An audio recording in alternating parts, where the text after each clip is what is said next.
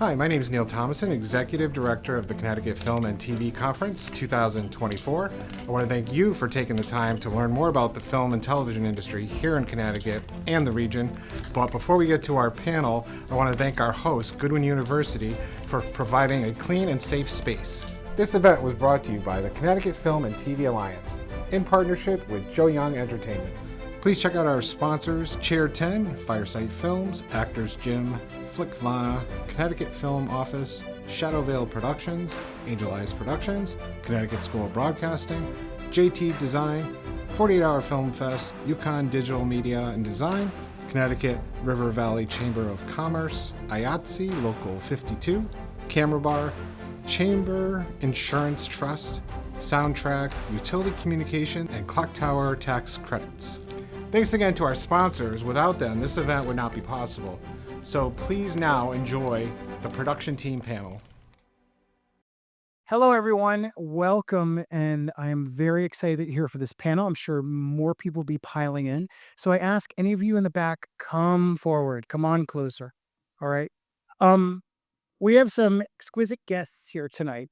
Production company that has thrived here in Connecticut, doing a lot of things. I don't want to do a lot of introductions. I want them to talk for themselves. My name is Alec Asten, fellow filmmaker, and I'm glad to be here as a moderator for you guys. And we're going to talk telling about stories and telling stories in Connecticut. So with further ado, I'm going to introduce David Gere. Hey guys. Thank you. Thank you. And I guess let me go right down. So Ryan. Sweeney, cinematographer with Vale Productions.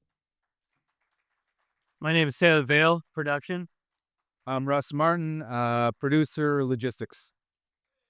We kind of adopted Russ for the panel, but Russ has been with me, or we've been with each other, I guess, for a very long time. He's probably, I always say this, I don't know if it's true, but I think it's true. He's probably the longest Connecticut film production relationship I've had, actually. So, and he works on all of our films. So, yeah, and obviously this is what it's all about. It's all about relationships. It's all about the people here in Connecticut that live and thrive. So I think what I want to do is I'm going to just go right down the panel to each of you guys, and I just would like to give an introduction of how you got involved with the film industry. How did it start? What was even your earliest dreams? Because I think a lot of people out here are in that point where they want to kind of get more involved with it, and they don't know where to start. So Dave, do you mind? Yeah, sure. No, first of all, thank you guys for all corralling back in. I want to thank Neal for putting this together and inviting me, and Jonathan and Ed and Bob and everyone associated with the Alliance. Is really special. And the funny thing is, I was a VIP interviewee. Is that the right way to say it? 11 years ago. And then, things have evolved. And but you look back and you say, wow, that 10-year mark, and we're really doing this, and my message is, there's a lot of you out there in the green seats that spoke to me tonight, or I said hello to, that are been cast or hired on my movies. I've even got family here that we now have to hire. Boy, kidding, Landon. That's Chelsea's brother-in-law, who's from LA. He's a talented grip. And we built a strong company here. We've made many movies here, and I think it's a new era, and we've seen that tonight. And but in talking to friends and peers earlier tonight, I've come to realize that my message, or what I think my message should be, is young team and how to elevate and how to turn the corner. Because I think the confusion and the haze and the hard part, and I heard this tonight, is okay. I've got the dream, right? We all kind of are born with the dream, right? Or that's why we're all crazy in here. And then how do you, the first step kind of comes because people need you, we need a guy to shoot it. We need a pretty face to be in it. We need a crew, we need extras. And then, so that's the fast start, but how do you get to doing this in a sustainable way? So that's what I'm going to talk about. But I also want my young team to kind of share their experiences and how we do it. And we're blessed that we are highly sustainable as a production company. I've made more I've produced movies that I've forgotten about, quite frankly, until I had to put my resume together for Neal. but I'm proud to say that because it was hard and it took a long time and many years. And Ed's part of my team. Thank you, Ed. And I want a jacket. That's a cool jacket. So it's really hard, but if you listen and think and meet people, especially people that are here tonight, you can elevate and do it. And you have to before I let the young guns talk because they never listen, but we'll find out if they listen. Right. The thing is, you have to find the thread for yourself. There was a young man who was in my. I also teach acting. Never was a good actor, but somehow ended up teaching acting. But I was speaking to a gentleman tonight, and I said, he had so many questions, and I just see this through path for everyone that you have to find that yourself, and that's meeting the right people, being on the right production, being on the wrong production, traveling in this industry a little bit, coming back, being part of this community, because that thread, I call it like your personal velocity. That's what I've always called it for me. You have to figure that out. And once you figure that out, the noise and the kind of the polar sides that pull at you. And I think I heard someone in Jonathan's panel say, your family is trying to figure out when you're going to have a real job. That's how you block it out because you follow that through path, So those are the things I'm going to talk about tonight about you guys. So yeah. So let me just pass right down the line, and I want you to start. Where did it all start? Where did you decide? You started as father, correct? Well, no, I'm actually a transplant from the music industry. My uncle, most people won't know the name of the band, The Wanderers. My uncle was the founder of The Wanderers. Some people may. Yeah, if Ed does, it does.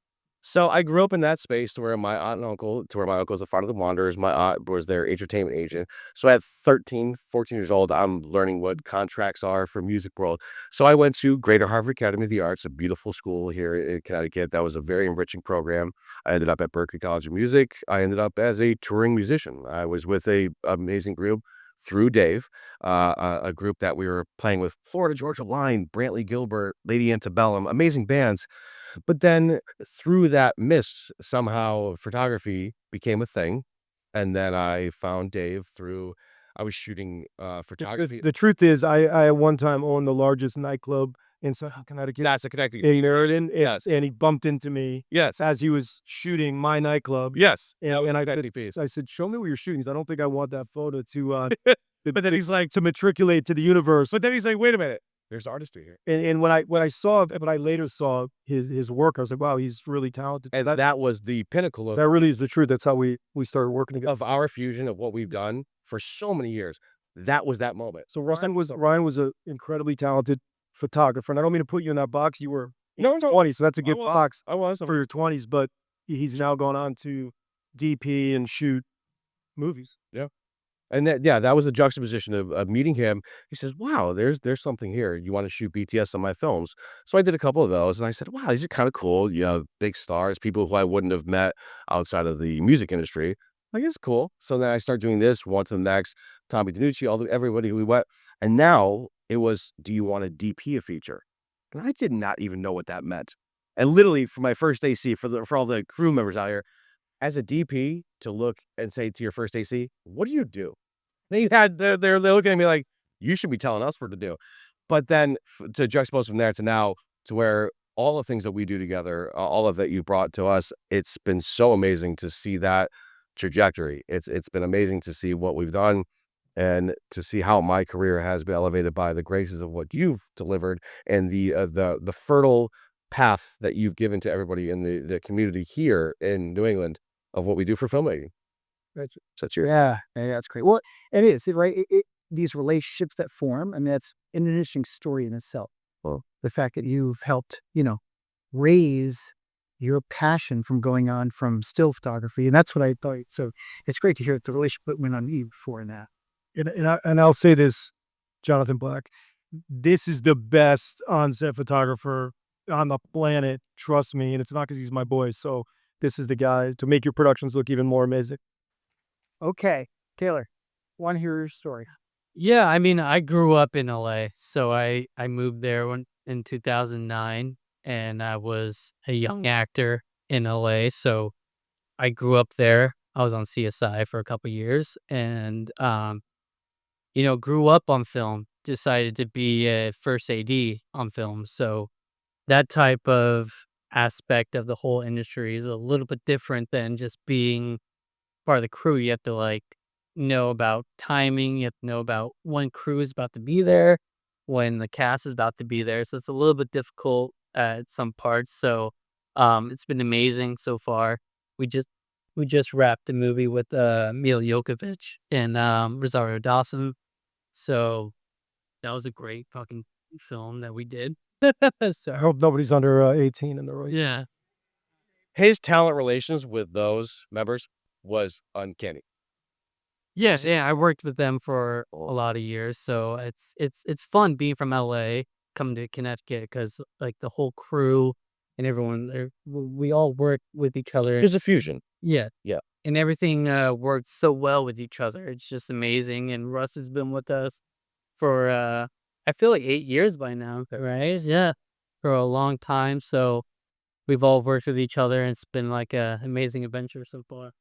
Yeah. It's important for me to shout out my esteemed better half, my beautiful other better half, my partner and girlfriend, Chelsea Vale. She would have been here tonight, but we have a 8-month-old baby. But Taylor is her brother, and yes, and we were able to integrate her family, is a true. I'm jealous because I had to sleep in my car to get into the industry, but they are a true LA transplant family that worked on both sides of the camera, incredibly talented. My Chelsea's better looking than you, but they have brought a tremendous amount of support in industry knowledge I and mean, it's amazing coming from LA to Connecticut. It's like, hey, you get people who are, just all right, we'll do it just for the job. Out here, people are very insertive. They're very eager to work out here, which makes it a lot easier for production value. Like, hey, we have people that want to work in Connecticut, make Connecticut a bigger, Hollywood, you know, scenario, which we want to contribute that to everywhere. Like Hollywood, people may say, hey, it's dying, but it's not. We're just expanding to different eras. Hey, we're going to Connecticut, we're going to New Jersey, we're going to Rhode Island. And that's what our goal is right now. Like, hey, let's just expand this to everywhere. In a beautiful sentiment to Chelsea, you said this. You said we do it for maybe some people do it just for the work. We literally have rap parties to where Chelsea Vale, who is not on the stage right now, this is the most hardest working female producer slash actress. There's been times to where she is like number 3 on the or number 2 on the call sheet, and she's an EP. We've done rap parties to where we're on tables yelling hashtag we did it for her. That's like seeing that ambition, that drive, what she did. How many movies have we done that have been those rap parties to where Chelsea was the queen and the pinnacle of what she did for these productions? Yeah, it's just That's amazing. such an amazing thing. So all the grace and the God, the love to her. So sure, round of applause to Chelsea Vale. Can't be here.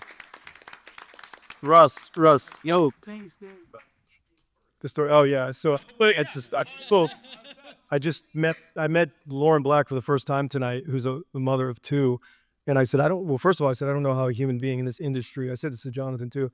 I don't know how a human being in this industry could have more than one child because one seemed impossible. But what Ed is referencing, which is what makes Chelsea and my baby Aria really a miracle, but an impossible situation. So I think Chelsea and I produced 10 movies in the last year, and during that time, she was acting and producing Pregnant. She produced how many? 3? Yeah.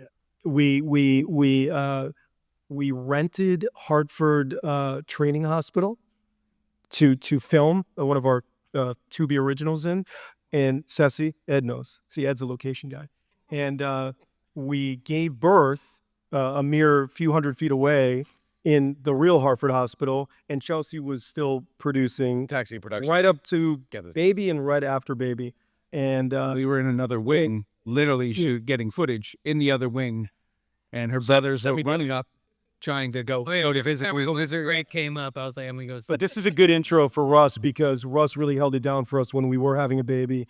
and I always and Ed too, and I always admire and respect that about you guys. But Russ was critical. Both of you guys were critical in setting up our next movie, which we went right into producing. So you should talk a little bit about that time in our history. Yeah, well, my basic history is I started off as a journalist. I went out to LA. I started building sets. I got a job as an AD. Came back, did a movie with Dave. It was my first time in Connecticut, making a movie. I'd spent some time in New York where I did what a lot of you guys have done, and I heard a couple stories tonight.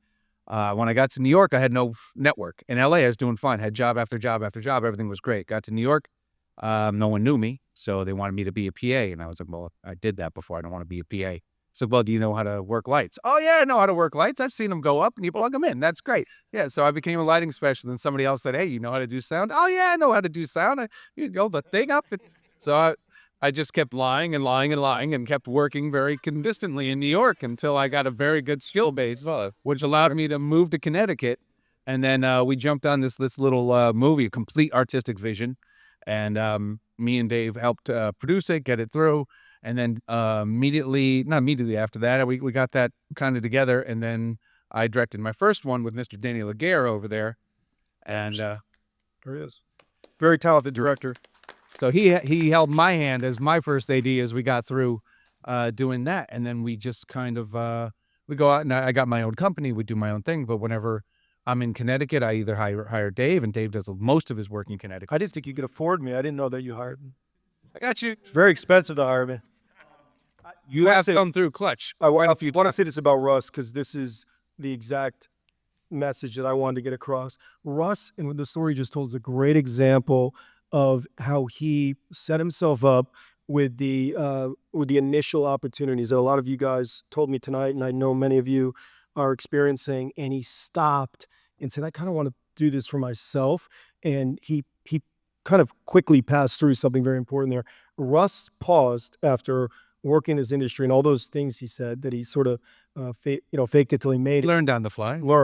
And he stopped and he directed his first feature, and he did an amazing job, and I helped him produce that. I acted in it, and that's a good example of, I think I'm ready, and I think I need to kind of get to that level of doing something that's me, and that's what I want to talk about tonight. Because how many of you have been in my acting class? There's a lot of you guys here. That's a lot. Yeah. I want to talk about that because I think a lot of actors, you have an ache as an actor, because as production people, there's a need for us, right? We get hired because people have to make movies and money spent, but actors, it's tough because it's very hard. So I want to talk about that a little bit tonight too. But Please, as a matter of fact, okay. take it on now. Yeah. I've got the coolest moderator too. Look at this. He's a handsome guy. I like the way you put this together, because I think it's about giving the opportunity to talk about what's important for the next step for you guys, right? So I'm going to talk about actors, because how many people in here are primarily actors? It's a lot. It's almost everybody. Oh, wow. Right? So this is the hardest part of our industry, because the old adage has existed for a long time, and we're part of that change. But you have to be in New York City, or you have to be in LA, and then they said Atlanta, and now they say Boston and Georgia. Thanks to all of us now, yeah, and now we say Connecticut, but it's so challenging. So I just had a conversation with Randy, who was in my class, and I said it's time to make the move to kind of embrace the next step, and the next step is being honest with yourself and really checking yourself and making sure that you have industry correct details. And how do you figure that out? You have to talk to the professionals that give you feedback. So if you're friends with someone that's at the next level as an actor, it's important to make sure that you have those details in place, because that's what propels you to the next level and have people notice you, to cast you and audition you for your film. And I'll say that I started out as an actor, and out of frustration or opportunity or my business relations, I became a producer. So I can relate to both sides, and I'm unique in that regard. But I would say that for actors, this is the marking, right? Stay here, because as you follow that advice that's kind of no longer relevant. You become a small fish in a massive pond, and you may still have all your talent and your beauty and your handsomeness and your attributes and your skill, but it becomes much harder because of what's happening here. There's way more opportunity, and that's not to say don't look to New York City and Boston if your manager, agent, or friend suggests it. But if you stay here and you meet all of us and you meet people that we're part of tonight, New England is a great I market. guarantee you'll have that next opportunity for sure. Yeah, and I think it leads us right to where I want to go down. I want all you guys to address this too about, making these films in Connecticut, what you've encountered, and probably let's just start on the optimistic side. What have you found most beneficial of making the films here, whether it's the connections that you've grown up with, whether it's like the locations that you're seeing, whether it's the town, 100%. what are the things that you've seen and experienced that are just like, this is a place that needs to be tapped more? What I've been proving over the last 3 years, just because I keep getting asked to do this part because I'm we get all these productions coming into Connecticut. I'm usually one of the local guys, like, oh, if you need to find something, Russ can find it for you. I have found locations in Connecticut for various budgeted films, from London, England, to New Mexican desert, and it's all here. It's all in Connecticut. Midwest, clearly New England, the South, European areas, depends on where you are in Connecticut. You can fake most things in this, and that's The visual diversity. the visual diversity of Connecticut is top notch. It is one of the things that we don't get enough credit for. And we have literally, I was doing a TV pilot. I had the plane tickets already bought for 15 people to fly to New Mexico to shoot a scene of some coyotes taking people over the border. And a day and a half before we were supposed to leave, I was up at the casinos and I found the desert. And we shot it. One of the best looking scenes in that whole show. The rest of the show, I don't know what happened to it, but that scene was perfect. It's the beauty of Hollywood. Hey? But the satiation of like when you can cheat a location for something that's totally not. And it's not just the cheating of the location, But it's like, damn, that's sick. Yeah. the willingness of Connecticut, especially anything around this area, especially go out to the coast, all the way down to New Haven. Every town has opened its arms to us. Every town says, we like what you're doing. Are you going to spend some money here? We said, of course we're going to spend some money here. Are you going to break anything? We'll try to keep it to small things, we promise. And To give you guys an idea of how good Russ really is, what I did, we made a big Hollywood film that Taylor referenced a few months ago, and I put Russ together with Ed, and between those two guys, they know the state literally better than anyone. And it's true. We're able to deliver, and the last one was hard. The last one was the hardest film that I've ever had to produce because of the locations. And P.S., I wasn't happy because I had to drive an hour to this insane house that they found. Yeah, which was like literally the farthest possible distance from my house, and I don't like to stay in hotels. So But it was Rosario Dawson. it was Rosario Dawson, Star Wars. But those two guys, if you have a production, and you can afford them, I'm kidding. These two guys, and obviously you guys know Ed's relationship with the Alliance. These two guys are the best because they truly know the state, and that's been so important. And I'm going to echo Jonathan Black's message in that it's so important to educate and expound on what this state offers. Besides all of us, still got to shoot it to look like the script. And people think Connecticut is golf courses. That's what I been told, and it's not. It's really unique, right? We all know because we live here or hung around, and but you have to translate that, and you have to do it fast. Because I'll give you guys an example. I won't name names, but it's a big Hollywood actress who I was incredibly generous and nice to, and hired and paid a lot of money to be in one of my movies. And I was in the process of rehiring her and making her a big offer on a new movie. And it wasn't Megan Fox.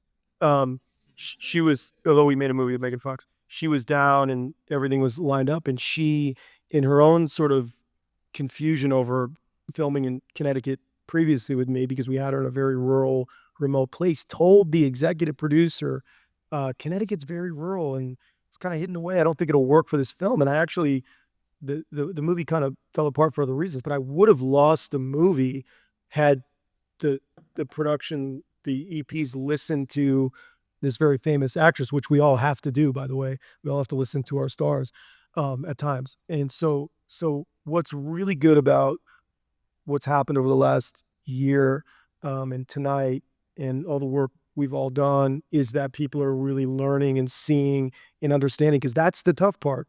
Connecticut's confusing and small and not congruent with the way people picture the great shooting states of Atlanta and, previously LA and New York and Canada and New Mexico, and I hear all of them, right? And that's why we have to work so hard to educate. And if you don't know, or not part of it yet, or you don't understand, point to the guys and girls that are doing it. Actually, there's we have a kick-ass location manager, Joanna Liu, who's a New York girl, who's very good. So, it's important to kind of share this message in all areas, even if you're not part of that area, right? But be prepared, like like when you work in this industry, you can be working like 15-hour days, 16-hour days. There's a long time, we work like doctor hours, but we're not saving lives, but we're trying to save the industry. This industry has been up and down for a couple of years, so like we're trying to make it huge in Connecticut. So that's our goal, right? And it's tougher for you actors. I was surprised how many people here were raise their hands for who's primarily an actor. Because they all want to be cast. I don't blame them, right? Yeah, no, I don't blame you at all. But come and tell me how great my last movie was, and I'll definitely put you in my nest. I thought it was wonderful. I would like a role, please. I'd like a lot of roles. I know, because I've been. You're always a cop. You're always a cop. Actually, we made some priests. Yeah, but you made him a priest twice. Yeah, but Ed's in all my movies too. Yep. But for being cast, can I tell a funny? Oh, sorry. Go. I'm just saying real quick for the actors is one of the things you have to realize, especially when you're in Connecticut, because it's inconsistent.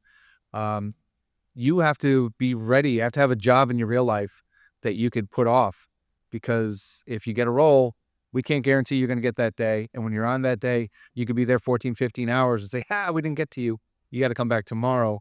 And there's a lot of sacrifice. And at least for those of us who are on set, we're there for 15, 16, sometimes 18 hours.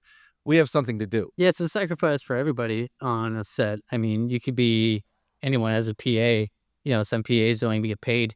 So it's like, hey, you're working 15-hour days just to get experience. Those are called interns. We gotta get the right vernacular down. And, yeah, right. So I mean, but you're in this industry for a reason. You want to, be in the film industry. You want to expand your experience. So, like Philip Seymour Hoffman was like, hey, you do every job until you can. Like you do every single job until someone says no. And so that's why I say, like, just keep on pushing, like all of us have been doing, so. Wise words. And I want to ask you guys, you were talking about locations and everything. And I think, some of you guys being from Connecticut and having, a lot of relationships starting here and everything. Like, Mike was up, talking about New Milford and everything, how that has become now a little film-centric center. And if you don't mind sharing some stories, sure. What is it that you found the experience with these local towns and everything, or even local people, relationships that you've made that have really encouraged and helped enhance the pictures that you've made? Yeah, I grew up in Cromwell, and it's near and dear to me. My father was involved in politics, and he ended up being the superintendent of schools, and he was a very big community man. So I had his relationships growing up, and I was not a theater guy or an actor as a kid. I was a jock growing up, and I played sports, so I got to meet everybody, and everybody knew me. And I went off to college, and then something happened where I said, I kind of am interested in something else. I'm interested in the arts. I was a pretty good artist, but I suppressed all of it. And I don't know if any of you can relate to where, you're kind of surprising yourself, but you're also afraid to say, like, hey, I, got this kind of hidden thing in me that I want to pursue and try for. And I'm a true product of the 80s, where the heroes on the screen were like, it was cool and it was different growing up in the 80s and 90s to where, I didn't grow up in the 90s. I'm kind of old to say that, but grew up in the 80s. And to look and go to the movies and admire, cinema and movie stars. And I kind of caught the tail end of that as a kid. And I realized like, hey, I kind of want to do something with this. And took a film class. And I always tell this story, but it's kind of my origin story. So I went to Providence College on an academic and athletic scholarship, D1 track. So I'm proud to say that because looking back, it was the balance of both kind of worlds. And I got hurt right out of the gate. And I also wasn't a good enough runner to hang with the Irish boys that were kicking my butt. So You could see him in his track photos. but in being part of this world of D1 Big East, it's a Big East school. It was a Big East school. I don't know about now, but I got integrated to the easy A classes, as they said, and I took a film class. And this is one of my favorite stories because it's entirely true and it's got a cool bookend. So I took a like a film 101 class at Providence College, and all my buddies said take this one. The professors kind of chill with the jocks, and if you show up, you get an A, and you get to watch or sleep through movies. So I ended up realizing like I'm able to check out some films that I'd never seen, and the course was the Catholic imagination of 4 American filmmakers, and it was like Capra, Scorsese, and I was like really into it, and I would look around and all my buddies were sleeping for real, dead asleep, and I was the only one that kind of paid attention. And the professor came up to me and he said, Dave, it appears your last paper was not only the only one I got, it was by default the best one. And so there's a filmmaker that's becoming quite famous as a director in Hollywood that went to school here, and he's trying to set up a program, and we didn't really have funding and all this stuff. Would you come to meet him? And he wouldn't tell me who it was. And this is mid 90s. And I said, sure, and he goes, cool, because I got to kind of build this new thing around the students here. So I went to a bar. That was not very professorish of the professor. We went to a bar, and I met the famous director Peter Farrelly, who's directed, produced, written the great 90s comedies, Dumb and Dumber, Something About Mary, all those big films. And I didn't know who I was meeting. And the only reason I recognized him, it's not like now where you click and you know everybody's face. I was becoming kind of interested in the industry, and I like Access Hollywood just saw him on the red carpet of what's the bowling movie with Bill Murray, Kingpin. And so I knew who it was, and I couldn't even believe I was in this. The expression in our business is in the room. I was in the bar and sitting in this little dive bar with all these college kids, meeting this now famous, powerful, emerging director. And he was getting his pre-production on Something About Mary. And by default, because I was the only guy that didn't fall asleep, but also because I was present and I had a beer with him and, listened, I got an internship on Something About Mary, and ended up, he asked me if I'd ever acted. And I said, no. I said, dude, I took one class and here I am. And so very long story short, there's 100 other pieces to this story. Worked for them for a bit, and got an opportunity to be in a movie that they were producing called Outside Providence, based on a book that Peter wrote, and fell in love with the industry and learned from the top guys that were shooting in the East Coast in the 90s. But here's the cool part of the story. I took this class that everybody slept through and paid attention, went to this meeting, and the apex, the films that were the final part of the class were Martin Scorsese films.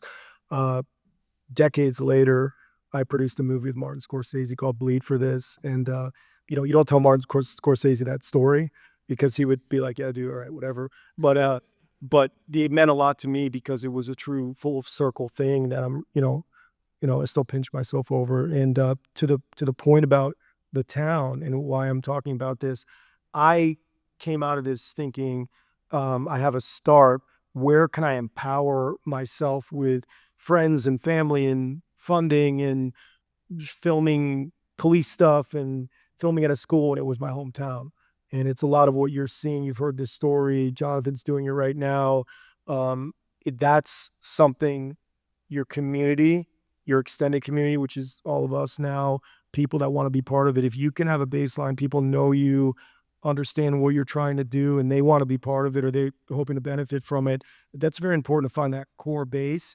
In my hometown of Cromwell, I lost count, but I think we've, shot, probably, 10 feature films in pieces of. Sometimes I don't even get to publicize it because I feel like since we worked a lot, a lot. And there's even been films from New York that I've come in on to help finance or help executive produce. And I say, hey, look, we can shoot pretty easily, and in the middle of the night in Cromwell and not get bothered. So I'm really proud. Winter too. I'm really proud of that. Chelsea's family, like I'd mentioned, has now moved out here and lives in town, and we built something because of the base that is my heart, and it's part of my story. If you read up on me, if you read any interviews about me, I talk about my town all the time. And I'm a son of two teachers, two educators, and they taught me community and family, and knocking on doors for help is the way to start. And I've been blessed that that's really been the baseline of my career. Yeah, Dave has been one of the biggest proponents of not only getting work here in Connecticut, but to try to build the industry in Connecticut. And we've both been trying over the years. We've been networking with everybody we could to try to build the support services that are here to build it. And mainly the support services, a lot of part for the last 15 years, were me and Dave. It's his company and my company. Where what do you need? And we would figure it out. But we'd always have to source half of our stuff from New York or from Boston.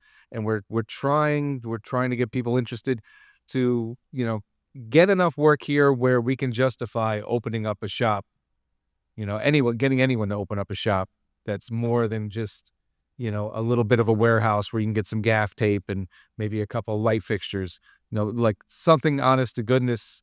But to do that, we just need to keep work coming. So we need everybody out there who's making movies in Connecticut to continue to make movies in Connecticut. Let people know that keep filming. Let's get a studio lot out here. There's a lot of opportunities out here to make a huge studio lot. I believe Mr. Ed Cohen has been working on that for a couple months, trying to find us some studio space. We have a lot of locations, but a studio lot would be insane for this industry to have an actual. Well, we've tried it a couple times before, and it's just a matter of once we get it, we got to use everybody's out there network. Everybody knows somebody to get that lot booked. You need that thing booked at least 80% of the year to make it to justify it. Cost feasible. Nebulous just bought one in New Jersey. We could do it in Connecticut. Yeah, that's good. I think that's a good point I wanted to kind of bring up and lead to is with your experience here, what other things do you guys see that really you should look at focusing in Connecticut to make it a strong film community here? Are there other things that from your experience that you feel like, there's something to address and talk about with? Well, I certainly think it starts with events like this and the things that have been happening over the year.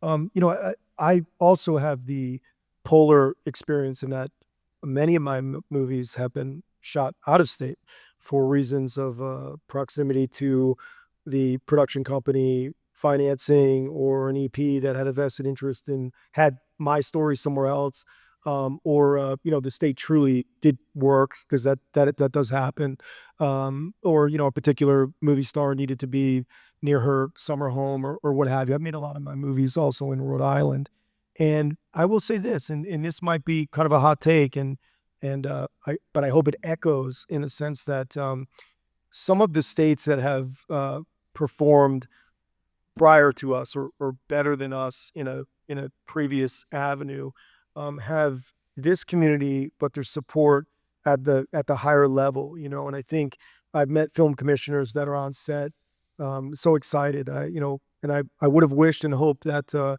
ours were here tonight, and I hope that message gets back to them because they should be here supporting the young talent and people that are doing this or wanting to do this in the state. And that's to answer. And I know your question number 4 because I looked at them and I thought, am I going to kind of fake the funk and say the politically correct thing to say? I think we need a little more support from the bureaucrats and also and also their understanding and involvement on the ground to see the hard work and the passion and the creativity and the desire and the love and all the things that goes into shooting. Like Taylor said, dude, I'm 20 hours a day. I'm not 16, but He's way more. I'm than kidding. you, But man. but way but more. hours. the hours and the time, and it takes a long time to get emails back from the state. It takes a long time to understand. There's a flip side to the battle that's after the movie's over, and those are the things that I think we can work on. I'll say no more, but those are the things that I think we can work on as a community, our industry leaders, to improve so we operate at the level that's away from us as filmmakers in a way that is the trajectory of how it should be happening, where it's happened in Hollywood prior to us and away from us. Yeah, yeah. And I think the whole purpose of the Alliance was that fact of to bring everyone together, to have a unified front, to address it so that not only just the people up in Harvard, but people everywhere within the state embrace what's being done here and really encourage more people to get up with their dreams and make films. And I want to now get to that section, is that you and the team here you have worked within a crew that you've just helped grow. And the fact that you've embraced, these talents of people that have come in and maybe you needed some guidance and now given them an opportunity to shine. I think it's a good time if anybody has any questions that we'll set up a mic and come on down here to ask.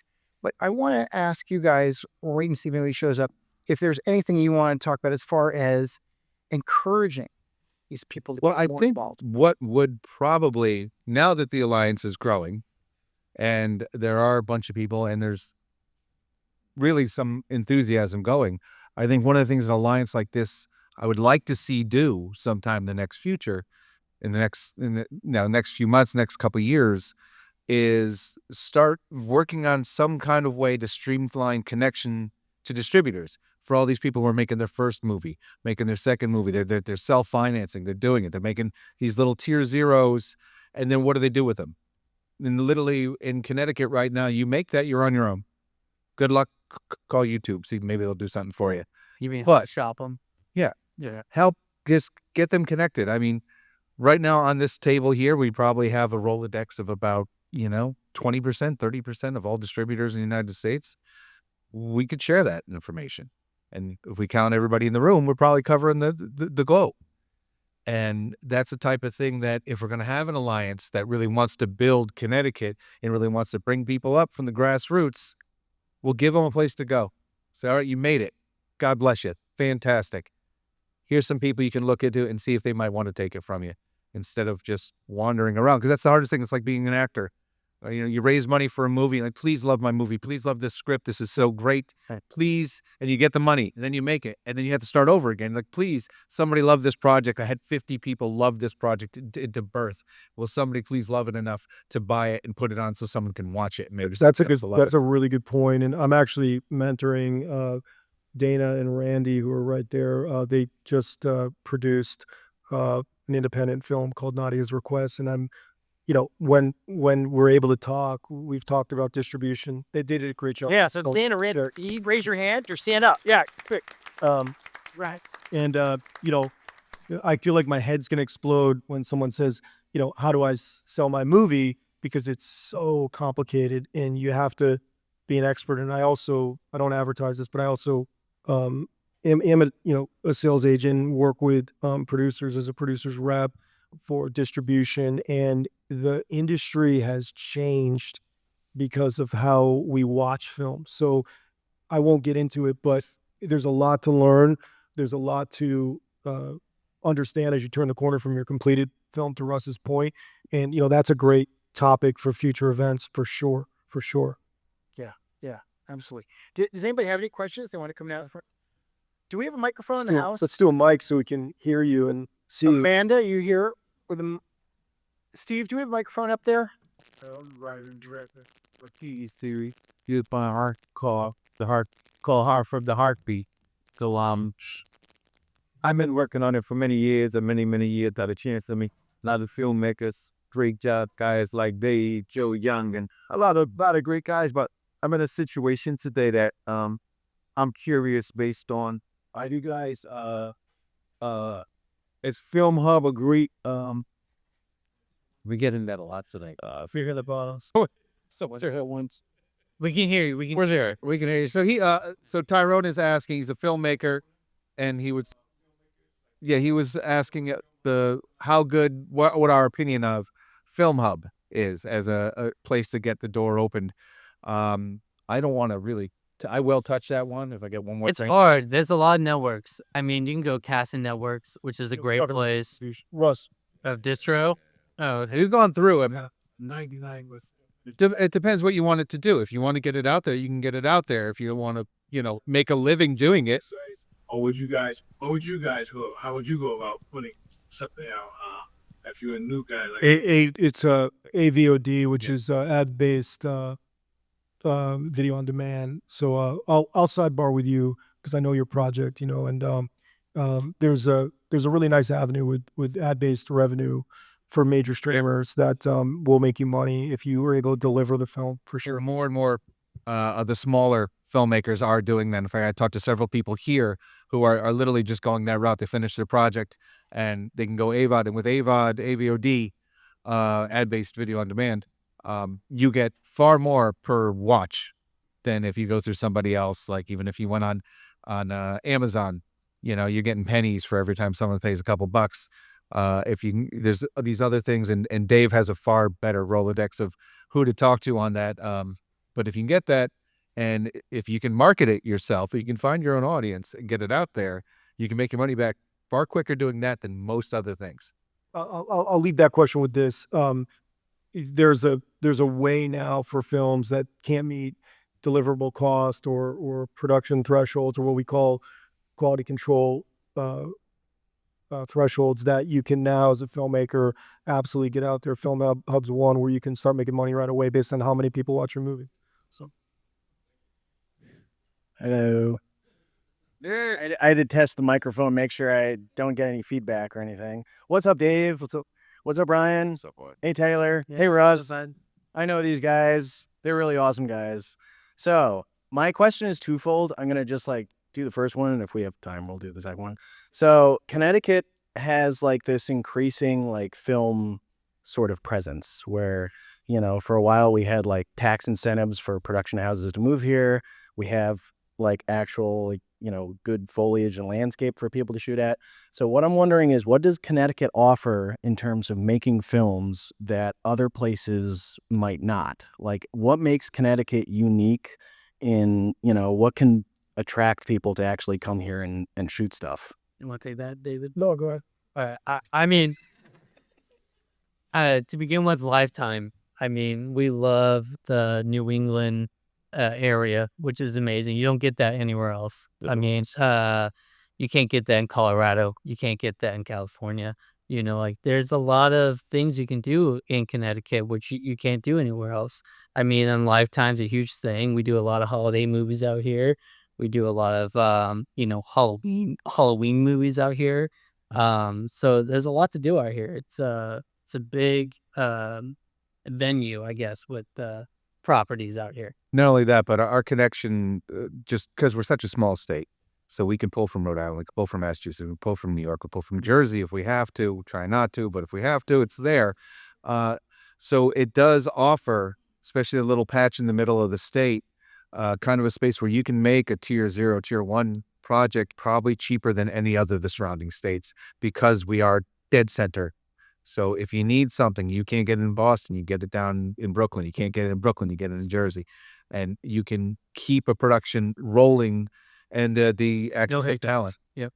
Yeah, the hiccups, they happen, but there's always a solution. There's a close-by solution, as opposed to 3/4 of the country where you are so far away from anything.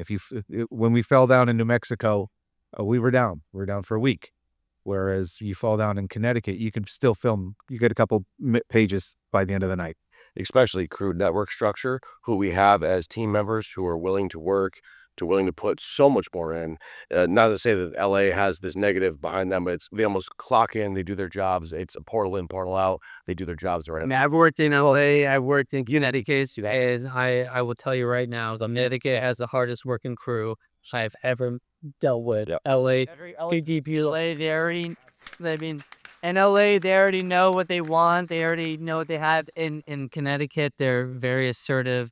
They don't know what their next project's going to be. So they're going to work 100% to get to that next project. So How many DPs from LA come in and they say, "Oh my God, this camera department, you guys should be sleeping in the grip truck. You guys are slamming 2X, which my guys in LA do. Yeah. I'll hire you forever." Yeah. Mark David specific. But it's like, that's the ambition and the drive, because it's not as much availability. There's not that many slots to be filled. Every person works as hard as they can to get those positions. That's respect, and that's something heavy with the boys that we work with. Boys and girls. So yeah. I guess the second question came and went. Yeah, sorry. That's all good. It's good. All right. Hi, how are you? My name is Bully Shah. I'm a director, writer, and I've done some acting as well. And I worked a little bit with Insana as well. And my question is that, about, I think 15 years ago, Norwalk Community College did an event where they brought in Hollywood professionals to teach in the college. Now, I happen to be lucky enough to be part of that. I said they brought people from Hollywood and they taught students, and I was part of that. I was part of the PAs. I was part of the film crew. I was just being there, and I think we learned so much just in that 3 months. It was just incredible, and I think that never happened again. So you're referencing teaching as part of the community, right? Yeah. So why is it not happen again? Like, why didn't I've been part of that, and I think that's a great point, and that's something that I'm glad you brought up, because I think as you create the community, or we've kind of realigned, or there's like a reemergence of this community here in Connecticut. And there's been cycles of this, by the way. Like when I first broke into the industry, there was a movement and kind of based in Stanford. But this one's stronger. And I think teaching 100% education, great point. And I'm glad you said it, because I think that's a conversation that the leaders in the industry here in Connecticut are going to start talking about. I think it's a fantastic thought. And that's something that I think should be, absolutely part of what we do next. The only reason I mention it because I think combining our efforts is one problem, is that I think the actors, producers, and everyone's working separately, individually. The problem is they're not working together. I just lived in LA for about 6 months, and I realized how they're all collectively working. So my next question, just really quickly, is, I know we got a line for distribution. I have some people who are in Dubai, Pakistan, India, and they're not big banner production companies, but they have production. They cannot get their films to get on Netflix, for example, or Amazon, like bigger films. Is there a connect that we can get that? Let's talk after, for sure. Okay, thank you so much. Thanks. Sure. Hey, how's it going? Hey, Randy. Randy Baruso, actor, model, I guess, sometimes. Hey, everybody. So I'm curious, you all have various areas of expertise, whether that be in camera, crew, producing, acting, location scouting. What's some advice you would have given yourself years ago when you first started out that you've learned through the years that was incredibly important, or something that you think people should take with them? I mean, That's a loaded one. it's patience. I try. Patience. Yeah. I got one for acting. The most important thing, the one I always try to talk to everybody, and it's one of the reasons why I don't act much, is learn who you are, learn what people look at you as. That's the one of the hardest things I find for young actors to get out of their head. They have an image of what they look like, and then you got to do it. You got to get yourself on camera, and you got to get some really honest friends to tell you, no, you think that looks cool. No, you kind of look like a goof, and learn that. And when you can learn how to use that goofiness, where you look like a guy who's trying to look cool, well, then you have a character. That's far more interesting than someone who looks cool. But you got to learn what it looks like when you do things. And I think that's the one thing I see with amateur actors and just starting, who just like, oh, I got to know the lines. I'm gonna try to drop some real advice, because I always told myself that if I got to this place, I would be incredibly honest, because I had a lot of people that weren't with me, and it's hard to translate this. So I'll say it as bluntly as possible. This is very specific, especially for actors. If you're meeting with someone, or someone, what do they call that now in today's world, DMs you, or is the building blowing up? Okay. Or someone asks you to audition or be in my movie or Jonathan's movie or whoever, check them out first. Make sure that they are at that next level, that they've got professional credits and filmography and are really doing it and are really above where you are. So that way, you're making sure that your time, because the most important thing we all have is time. Your time and your effort with your sending your materials and going to a self-tape or an audition or what have you is well worth it, because there's a lot of bullshitters in this world of entertainment. And I spent a lot of years and time around them. And my message to you, Randy, and to anyone that is wondering on this, check them out. Make sure you're talking to somebody that could really put you in a movie or hire you and do this for real professionally, because it's about sustainability and getting a check and an opportunity and a real credit. That's not some bullshit thing that, is never going to come out, or somebody's fantasy movie that they only show their buddies. So The more you work, the more you know. absolutely, make sure they're real people, and there's many of them here tonight for sure. Yeah, that's great. I'm sorry, we have to cut it short because we're ready for the next panel. But please join me in a round of applause for Gere.